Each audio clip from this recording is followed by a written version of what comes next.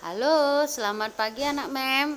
Kali ini kita sudah masuk di tema 2, selalu berhemat energi, subtema 1, sumber energi di pembelajaran 2. Nah, materi yang akan kita pelajari adalah PPKN dan SBDP, yaitu mengidentifikasi pelaksanaan kewajiban dan hak, serta belajar SBDP memahami tanda tempo dan tinggi rendah nada.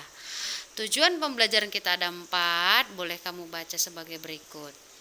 Nah, selain matahari, apalagi sumber energi di bumi? Ayo kita cari tahu. Kemarin kan sudah kita pelajari ya, apa-apa saja manfaat dari matahari.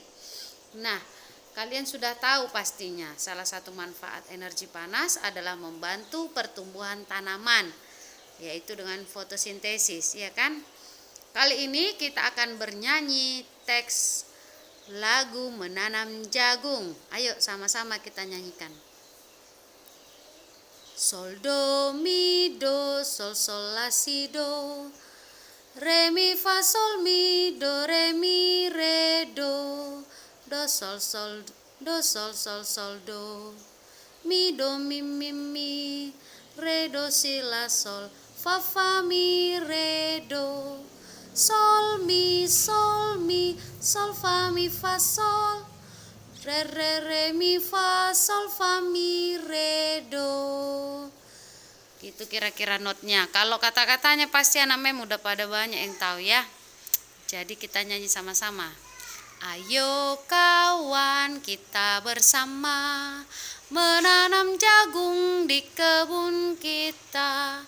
Ambil cangkulmu, ambil pangkurmu, kita bekerja tak jemu-jemu. Cangkul, cangkul, cangkul yang dalam, tanahnya longgar, jagungku tanam. Jadi lagu ini memiliki tempo agak cepat ya, 4/4.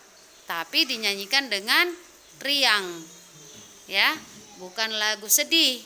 Jadi dinyanyikan dengan riang dan temponya 4/4, tidak terlalu cepat, tidak terlalu lambat.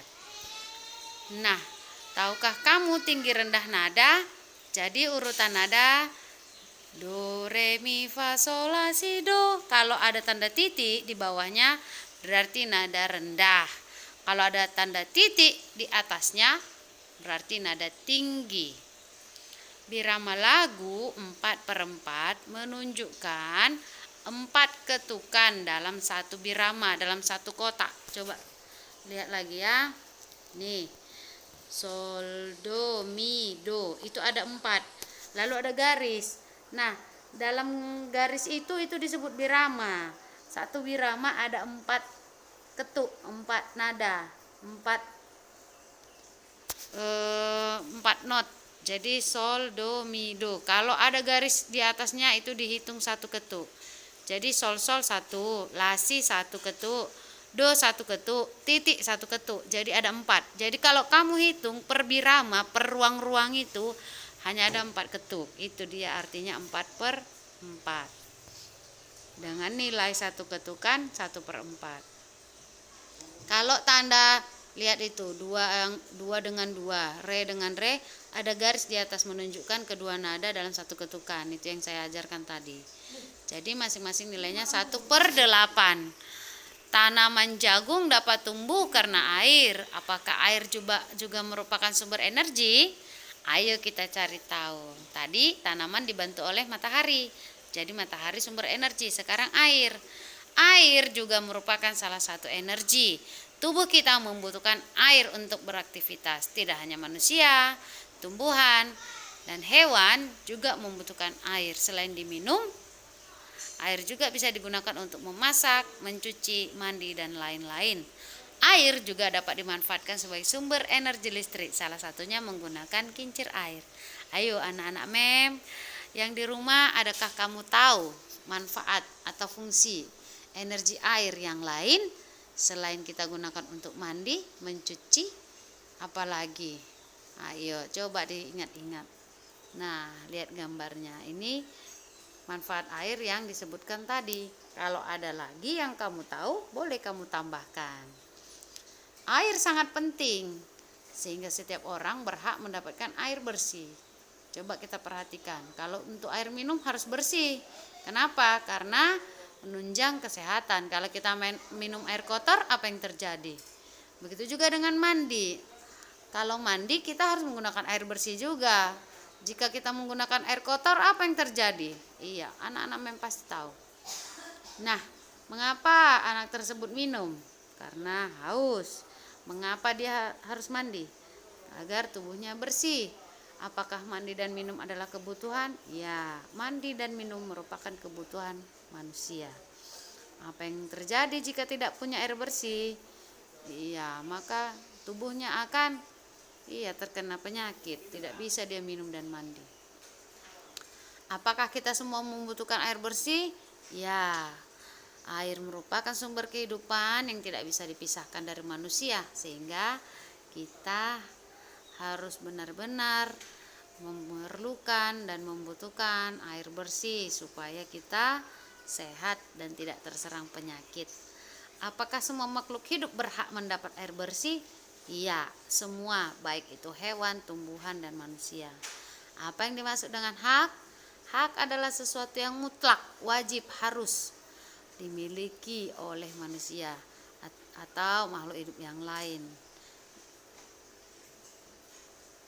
Diskusikan dengan temanmu, boleh diskusi dengan orang tua ya nak. Carilah contoh hak kita dalam kehidupan masyarakat serta alasannya.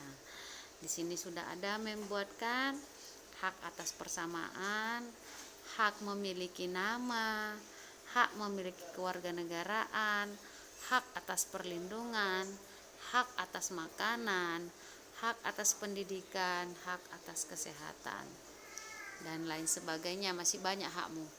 Tuliskan dalam diagram contoh hak yang bukan contoh hak. Bisa dilihat. Kalau kita punya hak mendapat air bersih, maka yang bukan hak kita apa? Memakai air bersih dengan boros. Itu tidak boleh. Hak mendapat pendidikan. Tetapi ada orang yang tidak mau belajar, itu bukan hakmu. Itu tidak boleh. Bukan hakmu untuk tidak mau belajar. Jadi anak mem, ketika kamu sudah diberi hak untuk belajar, maka belajarlah, jangan malas. Hak mendapat udara bersih, hak untuk mendapat air bersih yang bukan hakmu, membuang sampah sembarangan. Jadi arti hak sesuatu yang mutlak menjadi milik kita. Nah, kalau di pembelajaran sebelum daring, kita sebenarnya harus berdiskusi kelompok. Nah, jadi ada gambar tadi, ya, bisa dicermati, dilihat, dibaca. Oke. Nah, carilah, lihat apa yang dimaksud dengan kewajiban. Nah, tadi hak adalah sesuatu yang mutlak bisa kita miliki, sedangkan kewajiban sesuatu yang harus dilaksanakan. Kalau nggak dilaksanakan akan mendapatkan sanksi atau hukuman. Coba cari contoh kewajiban kita. Yang pertama, menaati peraturan. Yang kedua, menjaga kebersihan. Ketiga, menjaga keamanan. Keempat, tolong menolong.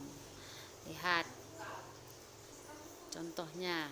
Kewajiban kita adalah menghemat air. Yang bukan contohnya menggunakan air dengan seenaknya. Kita punya kewajiban belajar. Yang bukan contoh adalah malas belajar. Kita juga wajib membantu orang tua. Yang bukan contoh tidak menaati perintah orang tua. Jadi jangan lakukan yang bukan kewajibanmu, sehingga kamu bisa berhasil. Lihat gambar. Ada menggosok gigi sampai tumpah-tumpah. Ada mencuci piring. Nah, apakah dia sudah mendapat haknya dengan baik? Yang gambar pertama sudah, gambar kedua sudah. Tapi apakah dia sudah melaksanakan kewajibannya dengan baik? Gambar pertama belum, karena dia menggunakan air dengan boros. Yang kedua sudah, karena dia menggunakan air secukupnya. Nah, jadi apa yang sebaiknya dia lakukan? Di gambar satu dia harus menghemat air. Yang kedua, melakukan pekerjaan dengan ikhlas.